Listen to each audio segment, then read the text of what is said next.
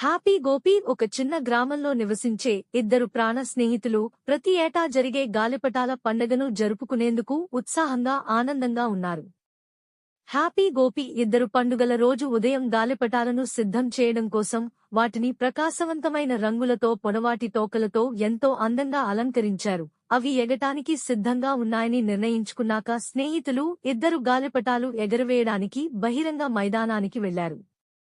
వారు తమ గాలిపటాలను ఎత్తుగా పట్టుకుని వాటి వెంట ఆనందంతో నవ్వుతూ మైదానం గుండా పరిగెత్తుతూ ఎగురవేశారు. స్నేహితులిద్దరూ ఎవరి గాలిపటం ఎత్తుగా ఎగురుతుందో వాళ్లే విజేతగా నిలుస్తారని ఇద్దరూ పోటీ పెట్టుకున్నారు. ఆ పోటీలో హ్యాపీ గాలిపటం ఎత్తుగా వెళ్లి విజేతగా నిలిచాడు. అప్పుడు ఇద్దరు స్నేహితులు ఒకరికొకరు అభినందనలు తెలుపుకుంటూ సంతోషంగా డాన్సులు చేస్తూ సంబరాలు చేసుకున్నారు.